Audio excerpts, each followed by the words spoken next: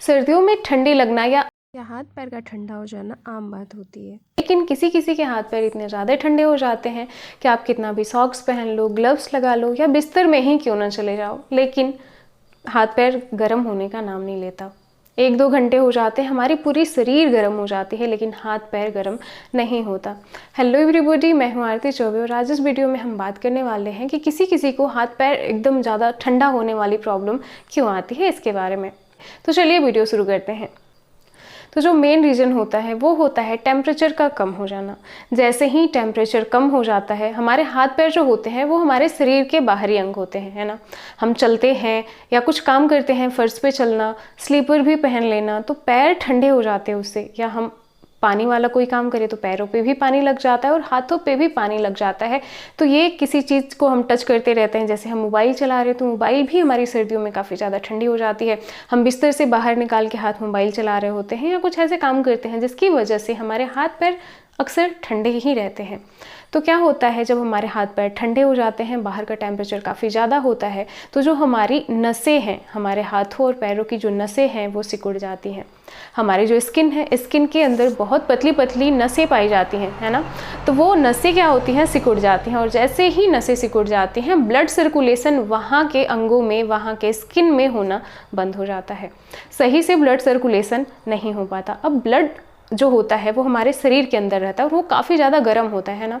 हमारे बॉडी का जो टेम्परेचर होता है वो 37 डिग्री सेंटीग्रेड होता है, और उतना ही या उससे थोड़ा सा कम हमारे ब्लड का टेम्परेचर होता है सर्दियों में। तो वो तो गर्म रहता है, और शरीर के जिस जिस अंग में ब्लड अच्छे से सर्कुलेट होता है वो जल्दी गर्म हो जाता है। लेकिन हाथ पैर में अब नसें सिकुड़ जाती हैं, जिसकी वजह से ब्लड सर्कुलेशन सही से हो नहीं पाता। तो क्या होता है, वहाँ पे हमारी स्किन या हमारे जो ऑर्गन्स होते हैं, हमारे शरीर का जो पार्ट होता है वो ठंडा हो जाता है और बहुत देर तक ठंडा रह जाता है। हम चाहे कितना भी बिस्तर में चले जाएं, ये जल्दी से गर्म नहीं होता।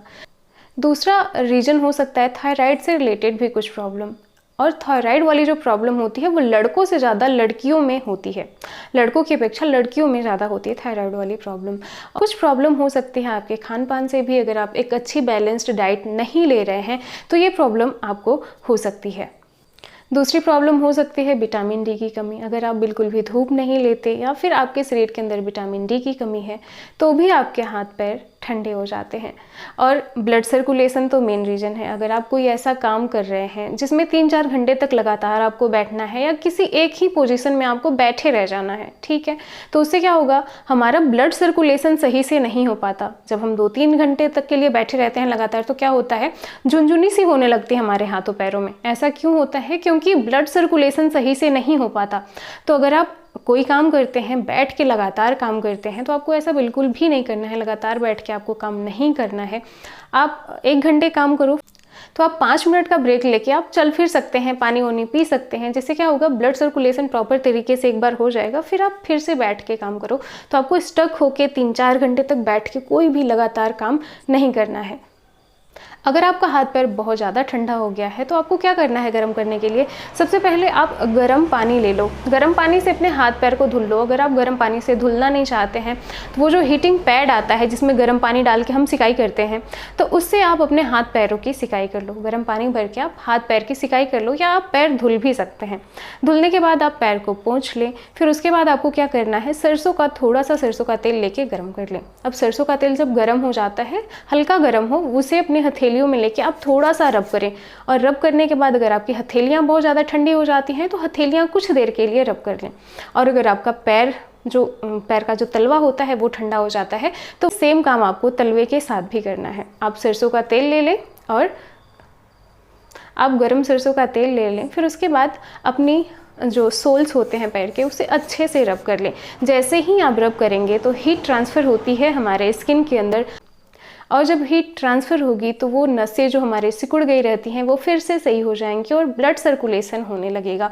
जैसे ही ब्लड सर्कुलेशन होने लगेगा वैसे ही जल्दी से हमारे हाथ पैर जो होते हैं वो गर्म हो जाएंगे। ये तो था टेम्प्रेरी कि अगर आपका हाथ पैर ठंडा है तो आप कुछ देर के लिए उन्हें गर्म कर सकते हैं या एक बार के लिए उन्हें गर्म कर सकते हैं। लेकिन अगर आप ये चाहते हैं कि आपका हाथ पैर ठंडा ही ना हो या कम ठंडा हो तो आप ये चीज़ें कर सकते हैं।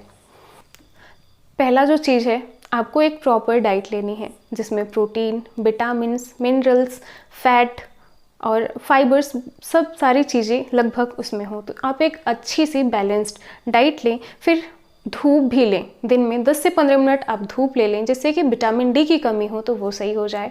और आपको हमेशा सॉक्स और शूज़ पहन के रखना है, ताकि हमारे हाथ पैर जो हो ना वो ज़्यादा ठंडे नहीं हो। जब ज़्यादा ठंडे होते हैं तभी ये प्रॉब्लम आती है, तो पहले उन्हें ज़्यादा ठंडा ही नहीं होने देना है। जब ज़्यादा ठंडे नहीं होंगे तो वो लंबे समय तक के लिए ठंडे नहीं हो पाएंगे। फिर अगर आप 3-4 घंटे तक लगातार बैठ के काम करते हैं तो आप थोड़ा चल फिर लें, और आप एक्सरसाइज कर सकते हैं जो हाथ पैर से रिलेटेड हो। अगर आपका पैर ठंडा हो जाता है तो कोई ऐसी एक्सरसाइज करें जिसमें पैर वाली एक्सरसाइज कर लें। पैर, इससे क्या होगा, अच्छे से हमारा ब्लड सर्कुलेशन होगा। और जब हम एक्सरसाइज करते हैं तो हमारी कैलोरीज बर्न होती हैं। जब कैलोरीज बर्न होती हैं तो हमें एनर्जी मिलती है, ऊर्जा मिलती है। इसीलिए हम एक्सरसाइज करते समय गर्म हो जाते हैं, बहुत ज़्यादा गर्मी लगने लग जाती है हमें, तो आप एक्सरसाइज कर सकते हैं। अगर हाथ में आपको प्रॉब्लम होती है ऐसा, तो हाथ के लिए एक्सरसाइज कर सकते हैं। पैर में ऐसा होता है तो पैर के लिए एक्सरसाइज कर सकते हैं।